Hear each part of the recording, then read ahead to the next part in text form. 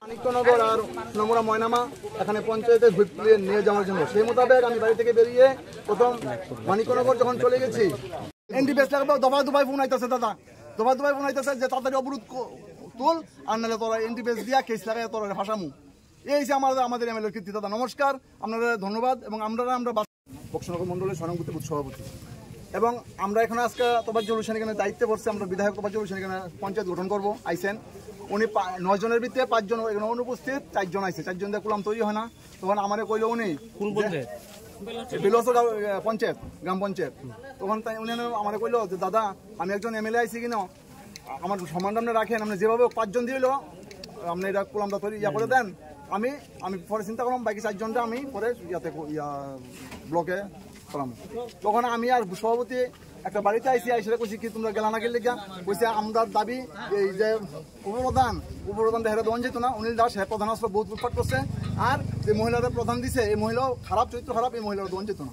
তখন আমি কইছি ঠিক আছে দল করছে দলের সিদ্ধান্তটা মানো তুমি এমএলএ লোক কথা তো মহিলা লয়ে গেছে এমএলএর কাছে এমএলএ লোক কিতা কথা হইছে আমরা জানি না হয়তো বা শুনছি এমএলএ কইছে এমএলএর কাছে দাবি জানাইছে প্রধানটা পরিবর্তন করার লাগে এমএলএ রাজি হইছে হইতে শুরু করাইছে পরে পাঠ করে এসেরই ফিটা লাগাইছে ফিটা এখানে আইসে আপনার কাউসার এই সাংবাদিক কাউসার বক্সনগরের হেয়ার কাছে সবসময় পিস্তল থাকে সাংবাদিক কাউসার আইসে আপনার জুয়েল করে একটা ছেলে আছে হে প্রথম উশিটা মারা দিচ্ছে হেয়াতেও মারছে এরপরে এই যে এক মহিলারা মারছে যে মহিলা প্রতিবাদ করছে এই মহিলারা নিয়ে সেটা ডিলে ফেলাই দিচ্ছে তোফাজ্জল হোসেনের সামনে এবং তোফাজ্জল হোসেন তার অর্ডার দিয়ে দিচ্ছে ফিরতো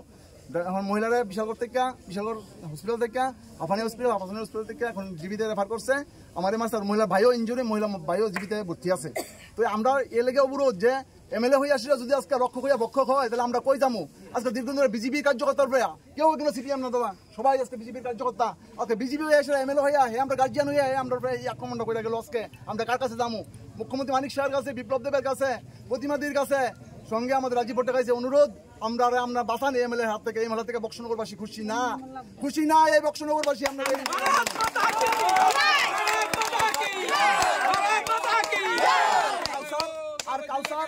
আর কাউসার একটা সন্ত্রাস হে সাংবাদিকদের নাম কইরা হে থানার কবজা